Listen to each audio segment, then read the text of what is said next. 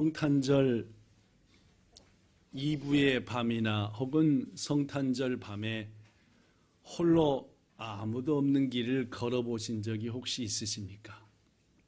깜깜한 밤에 성탄을 가까이 할 때 밤길을 혼자 걸어본 적이 있으시냐?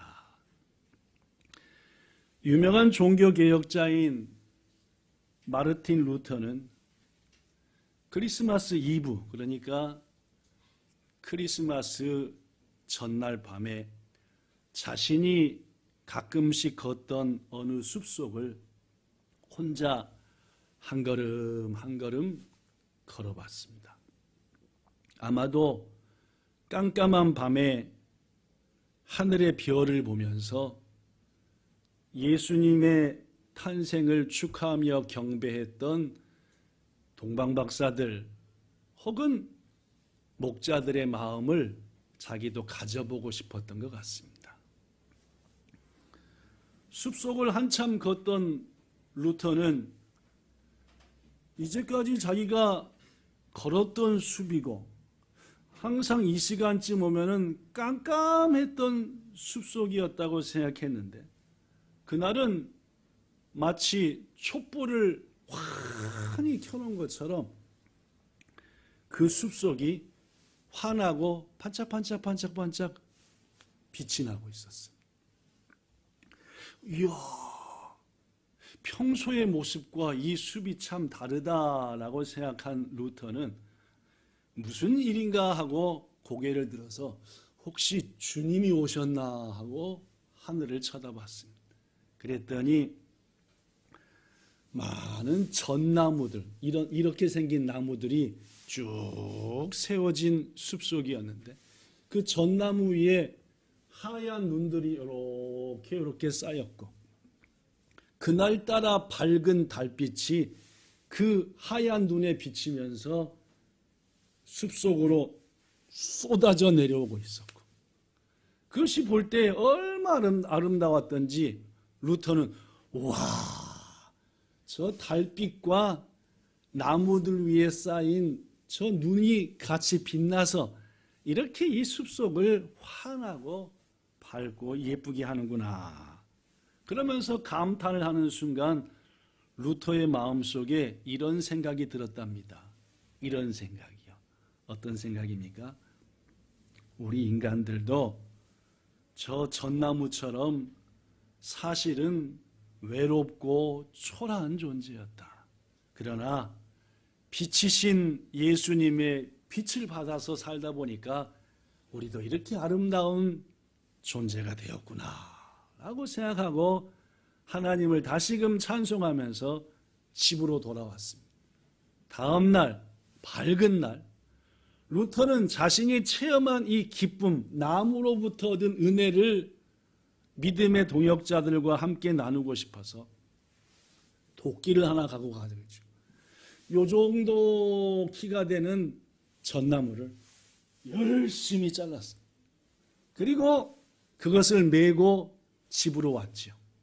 온 다음에다가 여기다가 하얀 목화 같은 솜도 얹고 쬐끄만 촛불도 대롱대롱 매달고 해서 믿음의 친구들을 초대해가지고 보라, 이 전나무 같은 우리지만 예수님의 은혜로 빛을 받아 이렇게 아름다운 인생이 되었다라고 얘기했더니 모든 사람들이 함께 기뻐했다.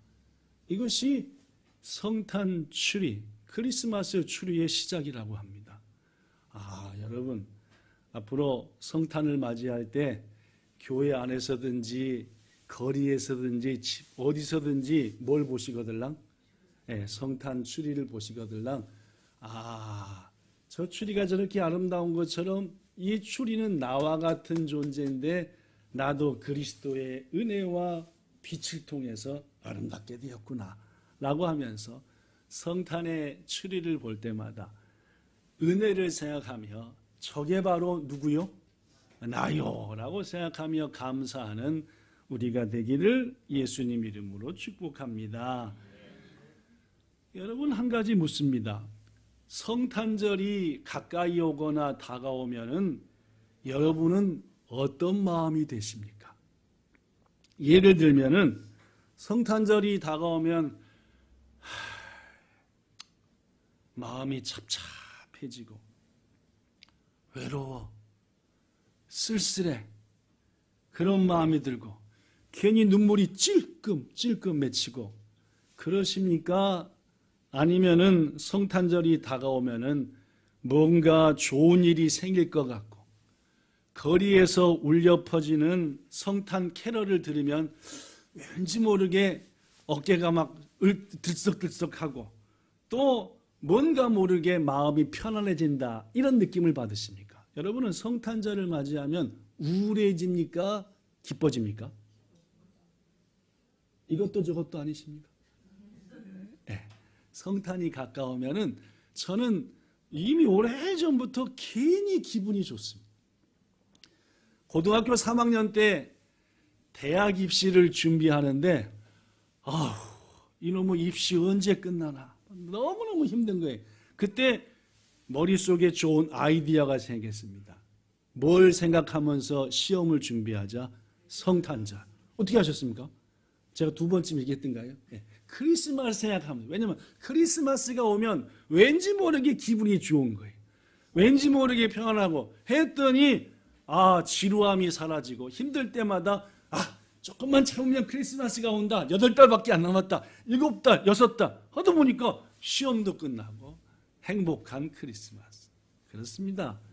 예수님을 믿는 사람이든 혹은 믿지 않는 사람이든 간에 성탄절은 뭔가 좋은 일이 생길 것 같고 또 평안한 느낌이 듭니다. 특히 우리 믿음의 사람들에게는 은은한 평화가 성탄절이 가까울수록 임하죠. 묻습니다. 왜 성탄을 맞이하면 우리의 마음이 설레고 평화롭고 즐거워지죠? 찍고짱이라고 아세요? 눈 이만하네. 1부 예배 때도 아무도 모르더니 2부 예배 때도 모르시는구나. 금요일인가 토요일날 오후에 NHK에서 하는 너무 뻔한 걸 묻는데 아무도 대답 못하는 그런 방금이 모르십니까? 너무 바쁘셔서 TV 볼 시간이 없으시고 너무 당연한 걸 묻는데 대답을 못해요. 그 방금이의 특징. 그리고 잘 가르쳐줘요. 너무너무 재밌는 방금이. 여러분, 왜 성탄절이 다가오고 하면은 마음이 좀 여유로워지고 포근해지고 행복해지고 평화롭냐? 오늘 그 이유를 말씀드리려고 합니다. 오늘 본문에 그 답이 있습니다. 왜 성탄절이 다가오면 평안해질까? 즐거워질까? 오늘 본문에 그 답이 있으므로 먼저 본문을 소개하겠습니다. 오늘 본문은 우리들이 잘 아는 장면이죠. 예수님이 유대 땅 베들레헴에 태어나신 그날 밤, 그리고 바로 그 시간, 베들레헴 지역의 목자들이 들에서 양을 지키고 있었습니다. 아기 예수님이 구유에 누이신 바로 그때 천사가 양을 지키던 그 목자들 옆에 나타났습니다. 그냥 나타난 게 아니라 환한 광채, 빛 가운데 나타났죠. 어두운 들판에 갑자기 환한 빛이 나타나니까 목자들이 깜짝 놀랐습니다. 무서워했습니다. 그랬더니 나타난 천사가 양을 지키던 목자들한테 이렇게 말했지요. 본문 10절부터 12절입니다. 자, 볼까요? 시작. 무서워하지 말라. 계속 보라. 내가 온 백성에게 미칠 큰 기쁨의 좋은 소식을 너희에게 전하노라. 그러면서 하는 말이 이런 말을 합니다. 오늘 바로 지금 다윗의 동네 즉 베들레헴에 너희를 위하여 누가 나셨으니 구주 스크이누시가 나셨으니 그분의 이름은 그리스도시다. 12절에 보니까 너희들이 가서 강보에 쌓여 누워있는 어디에 누워있습니까? 구유예요. 그죠? 말밥통, 소밥통에 누워있는 겁니다. 이것이 너희에게 사인이 될 것이다. 표적이 될 것이다. 메시아가 나섰다. 베들레헴. 얼른 달려가 봐라. 밥통에 누워있는, 사람 밥통도 아니고 짐승의 밥통에 누워있는 아기를 볼 텐데 그분이 바로 메시아다라고. 이런 놀라운 소식을 전해 듣자마자 이번에는 목자들에게 하늘로부터 빛이 임했어요. 하늘을 딱 쳐다봤더니 하늘에 수많은 천사들이 있고 그 천사들이 노래를 해요. 그 노래 가사가 써져 있습니다. 오늘 본문에 읽어볼까요? 노래 가사 시작. 지극히 높은 곳에서는 하나님께 영광이요, 땅에서는 기뻐하신 사람들 중에 평화로다. 그렇습니다. 바로 이 찬송의 가사에 잠시 전에 드린 질문에 대한 답이 있습니다. 제가 뭐라고 물었지요? 성탄절이 다가오면은 왜 우리의 마음에 평화가 오고 기쁨이 오고 즐거움이 오느냐라고 물었죠. 그죠? 그렇습니다. 우리 하나님은 예수님을 통해서 첫 성탄 때부터 성탄절날 하나님께는 말할 수 없는 영광이 되는 날로 만드셨고 이 땅에 하나님의 은혜를 입은 여러분과 저한테는 뭐가 임하게 하셨습니까? 평화요. 평화로다. 평화로다. 하나님이 정하신 성탄절은 여러분과 저에게는 어떤 날이다? 평화가 놀랍게 임하는 날인 줄로 믿습니다. 오늘 성탄의 주일을 맞아 우리 하나님께서 성탄절 첫 성탄절부터 주셨던 아름다운 평화, 풍성한 평화가 여러분들에게 넘쳐 임하기를 예수님 이름으로 축복합니다. 자, 그런데 말입니다. 예수님이 주신 평화는 세 가지가 있어요. 성탄절날 주신 평화 세 가지. 오늘 짧게 소개하겠습니다. 첫째, 하나님은 예수님을 통해서 성탄절날 어떤 평화를 줬냐? 첫째 평화는 하나님과 인간과의 관계를 원수관계에서 평화관계로 바꾸셨습니다. 다시 한번, 성탄절이 평화롭게 우리에게 평안이 온 이유는 하나님과 우리와의 관계가 평화로운 관계로 바뀌었다라는 말.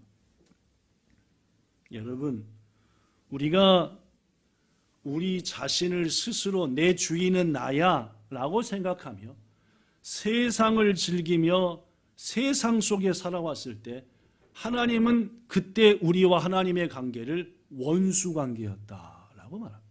무슨 관계요? 원수요. 야고보서 4장 4절에 이런 말이 있습니다.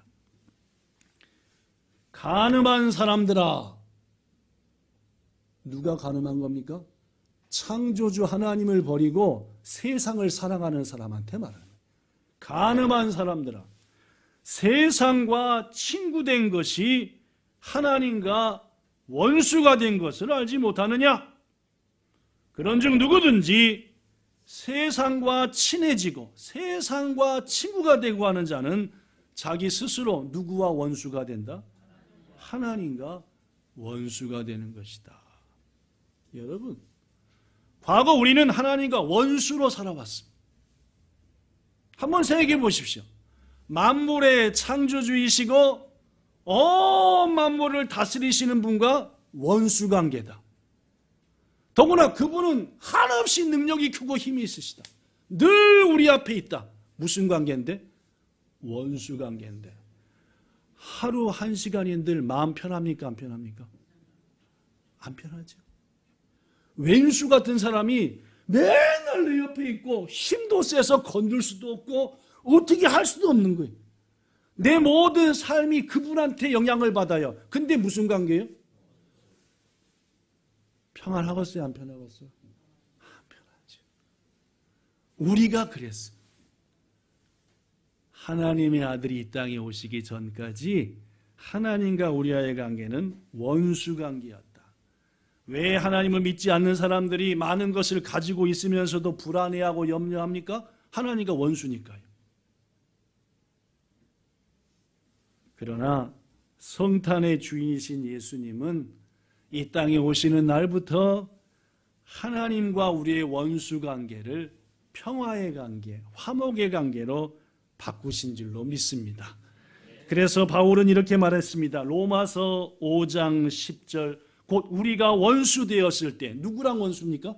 하나님과 원수였을 때에 그의 아들의 죽으심으로 말미암아 하나님과 어떻게 하게 되었다? 화목하게 되었은즉, 화목하게 된 우리는 그분의 부활을 통해서 뭐까지 얻게 되었다? 구원까지 얻게 되었습니다.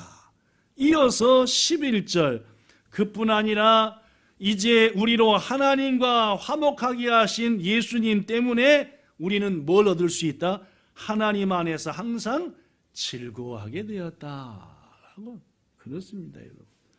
왜 성탄을 맞이하면 무거웠던 마음도 가벼워지고 즐거운 마음이 되느냐? 왜 평화롭게 되느냐? 그것은 성탄의 주인이신 예수님이 하나님과 우리와의 관계를 원수의 관계에서 화목한 관계로, 하나님 안에서 즐거움을 누릴 수 있는 관계로 바꿔주셨기 때문이니 앞으로 성탄을 맞이할 때마다 기쁨이 오고 뭔가 기대가 되고 행복하거들라 누구의 은혜다? 주님의 은혜다라고 감사하시기를, 그리고 그 행복과 평화와 기쁨을 마음껏 누리시기를 예수님 이름으로 축복합니다. 두 번째로, 하나님은 성탄절을 통해서 예수님을 통해 평화를 주셨다 했는데 그 첫 번째 평화는 하나님과 우리와의 관계의 평화. 둘째는 뭔 평화냐? 따라합시다. 사람과 사람과의 관계를 평화롭게 하셨다. 시작. 사람과 사람과의 관계를 평화롭게 하셨다. 그렇습니다. 하나님과 우리와의 관계가 평안해지니까, 늘 함께 하시는 하나님과 평안하니까 일단 우리는 헛도수로 평안해졌어요. 그죠? 이걸 바탕으로 이제 누구와 더 평안해질 수 있는 거예요? 옆에 있는 가족과 이웃과도 평안함을 얻게 되었다. 여러분, 우리가 하나님의 뜻이 아닌 육체의 욕심을 따라 살았을 때 우리들의 인간관계는 부끄러웠습니다. 우리들이 우리의 의지 따라 살았을 때 우리의 삶의 관계는 감추고 싶은 것이 많았다. 이웃과 마음만 안 맞으면 들이싸웠습니다. 남편과 아내와 자식과도 내 뜻대로 안 되면은 에이! 다투었습니다. 원수가 되었습니다. 하나님은 갈라디아서를 통해서 이렇듯 육체의 욕심을 따라 사는 사람들의 모습이 어떠했는지를 우리한테 보여줍니다. 봐볼까요? 봐보지. 갈라디아서 5장. 육체의 소욕은 성령님을 거스리고 성령님은 육체를 거스리나니, 이 둘이 서로 싸우니까 우리가 원하는 것을 아무것도 얻을 수 없다. 육체에 굴복하며 사는 사람은 어떻게 되느냐? 19절.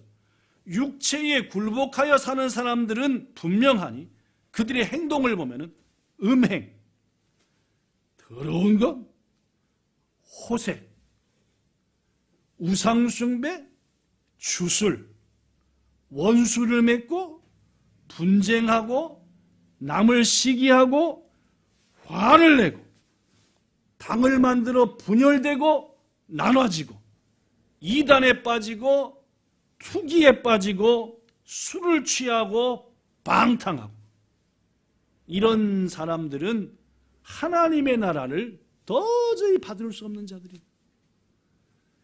예수님께서 오셔서 하나님과의 관계, 원수 관계를 회복시키시고 그걸 바탕으로 사람 관계를 회복시켜 주셨으니까 망정이지, 그렇지 않았다면 우리들은 하나님의 나라를 유업으로 받지 못할 그런 존재였다. 그러나 주님이 이 땅에 오심으로 사람과의 관계도 평화롭게 하셨다라는 말.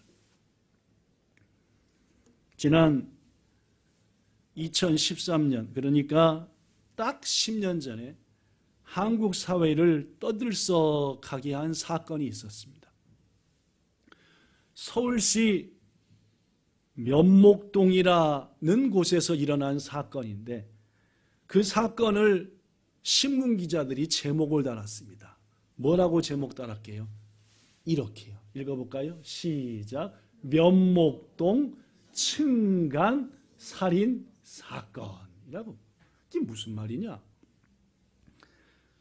설이 되어가지고 오쇼가치가 돼가지고 온 가족들이 모였습니다.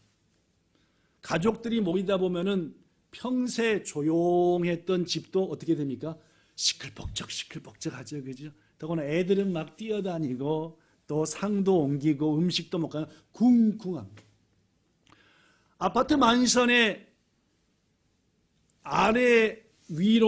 위아래로 살고 있었던 집이 있었는데 평소는 조용한지 모르겠는데 설날 아침부터 저 위에서 쿵탕쿵탕쿵탕쿵탕 너무너무 시끄러워요. 아니 피곤한데 쉴 수도 없고 한 남자가 짜증이 났습니다. 2층으로 올라갔습니다. 뻥! 문을 쳤습니다. 안에서 나왔습니다. 아니 왜 새해 첫날부터 이렇게 시끄럽게 하는 거야? 이쯤 했으면 안에서 죄송합니다 하면 좋을 텐데 아저씨 뭐 설날이어서 사람 모처럼 모였는데 시끄럽게 할 수도 있지요. 좀 이해하면 안 돼요? 하고 뭐 한 거예요? 서로 의견이 충돌됐어요. 밑에서 올라간 아저씨가 상황을 딱 보니까 숫자로 이기겠어요? 지겠어요? 어떻게 하셨어요? 숫자로 딱 보니까 이길 수가 없겠어요. 어떻게 했어요? 집으로 왔어요. 어떻게 했어요? 칼을 준비했대. 웃을 일이 아닙니다. 이게 무서운 일이지, 그렇죠? 올라갔어요. 어떻게 했어요? 나왔어요. 아까 젊은 놈 2놈 30살 막 넘은 둘을 칼로 푹 찍었대. 그 자리에서 죽었대. 30대의 2 아들이 설날 아침에 죽으니까 그것을 지켜봤던 70이 다 된 아버지가 화병에 걸렸습니다. 19일 만에 돌아가셨대. 졸지에 설날 때 2, 그리고 그로부터 19일이 지난 후 아버지까지 집안에 난리가 나고, 이른바 면목동 층간소음 살인사건이라는 무서운. 성도 여러분, 우리가 육신의 욕심과 육체의 욕망을 따라 살아갈 때 우리의 모습은 이렇듯 마귀와도 같았고 괴물과도 같았던 겁니다. 절제가 안 돼요. 컨트롤이 안 돼요. 그러나 예수님께서 이 땅에 오시는 성탄 첫날 하나님께서는 천사들을 통해 선포하셨습니다. 이 땅에는 하나님의 은혜를 입은 자들에게 뭐다? 평화다. 하나님과 우리와의 관계가 평화롭게 되었고 그것을 바탕으로 사람과 사람 관계가 평화롭게 되었다. 이에 대해서 성경은 말합니다. 에베소서 2장 16절 십자가로 이 둘은 뭡니까? 나눠지고 다투고 싸우고 서로 죽이려고 하는 이 둘을 하나님과 어떻게 하겠다? 하나님 안에서 화목하게 하셨다. 18절 이는 그 화목으로 말미암아 우리 둘이 즉 서로 도저히 함께할 수 없는 원수조차도 함께 손을 잡고 누구께 나가게? 아버지께 나아감을 얻게 하려 하신 게 성탄의 놀라운 축복된 소식이니 사랑하는 성도 여러분, 성탄절날 나도 모르게 마음이 설레고 즐거워지고 평화로우십니까? 우리 예수님께서 하나님과 관계를 화목하게 했기 때문입니다. 성탄절날 마음이 자꾸 좋고 기뻐집니까? 하나님께서 사람과의 관계를 화평하도록 인도해 주셨기 때문입니다. 마지막 3번째, 왜 성탄절은 우리에게 기쁨과 평안과 즐거움을 줄까요? 그것은 셋째, 셋째, 시작. 자녀인 우리에게 영원한 생명과 평화의 나라와 안식을 주시기 때문입니다. 하나님은 이사야 선지자를 통해서 우리에게 주실 영원한 나라와 안식을 미리 말씀해 주셨습니다. 이사야서 11장 1절과 2절에 보니까 이새의 줄기에서 한 싹이 나왔다. 이새가 누굽니까? 다윗의 아버지지요. 즉 다윗의 가문에서 한 싹이 나왔다. 그 싹이 누굽니까? 메시아 예수 그리스도입니다. 그분 위에 2절에 보니까 즉 메시아 위에 여호와의 영, 즉 예수님 위에 지혜와 총명의 영, 모략과 재능의 영, 지식과 여호와를 경외하는 영이 강림하여서 우리가 여러분과 저가 영원히 살 아름다운 것을 이루신다. 그 아름다운 것은 어떠냐? 6절부터 나옵니다. 그때에 즉 2000년 전 이 땅에 오신 예수님께서 이루실 여러분과 저가 영원히 살 그 땅에 그때에 어린 양과 오가미가 이리가 늑대가 함께 살며 표범이 어린 염소와 함께 눕고 송아지와 어린 사자가 어린 아이에게 끌릴 정도로 유순하게 되며 7절 암소와 곰이 서로 친하게 지내며 그것들의 새끼가 같이 놀고 사자가 소처럼 풀을 먹고 젖 먹는 아이가 독사 구멍 앞에서 독사한테 장난을 치고 젖을 뗀 어린아이가 독사굴에 손을 쑥 넣어도 물지 않는 상함도 없고 해함도 없고 하나님을 아는 지식이 온 세상에 가득한 그 아름다운 나라를 우리에게 주실 것이다 라고. 그렇습니다. 우리가 성탄절을 맞이할 때 마음이 평안하고 즐거운 것은 이런 아름다운 나라에 들어갈 특권을 성탄을 통해 주셨기 때문이고 그리고 이 아름다운 나라에 들어갈 권세도 우리에게 주셨기 때문이다라는. 여러분 성탄절을 맞이할 때 평화로우시거든. 하나님과 화목, 사람과의 평화, 영원한 생명과 그 나라 이것 때문이구나 하고 감사하시기를 축복합니다. 끝으로 세상 사람들이 말하는 재밌는 제목의 글이 있어서 소개합니다. 제목 60살 환갑이 되어서 저승에서 죽음의 사자가 오거든 이라는 제목입니다. 자, 여러분 같으면 60살이 됐는데 죽음의 사자가 데리러 왔다. 뭐라고 말씀하겠습니까? 이렇게 얘기한답니다. 세상 사람들은. 지금은 부재 중이라고 일러라 라고 얘기한다. 그죠? 자, 70세 고희가 되어 저승사자가 찾아오거든 세상 사람들은 뭐라고 말한대요? 아직은 좀 이르다고 일러라 라고 얘기한답니다. 77살 희수가 되어서 저승사자가 찾아오거든. 야, 이제야 비로소 인생을 즐기기 시작했는데 어딜 데려가느냐? 그렇게 말해라 라고 말합니다. 80세 팔순이 되어 오거든. 이래봬도 내가 아직 쓸모가 있다 라고 얘기한다. 그리고 88세 미수가 되어 오거든. 야, 쌀 좀 더 축내고 가겠다고 좀 얘기해라 라고 얘기하고 90세 구순이 되어 오면은 너무 그리 조급하게 굴지 마라 라고 얘기하며 99세 즉 백수가 되어 오면은 때가 되면 내가 알아서 갈 테니까 자꾸 보채지 말라 라고 말해라 라고 한다. 여러분 세상 사람들은 얼마나 죽기가 싫으면은 저승사자한테 직접 또 말 안 하고 이렇게 얘기하라 라고 하겠습니까? 그러나 여러분 우리 그리스도인 예수를 구주로 믿는 여러분과 저에게는 영원한 생명이 이미 주어진 줄로 믿습니다. 고로 우리는 평안한 겁니다. 뭐가 두렵지 않으니까? 죽음이 안 두려워.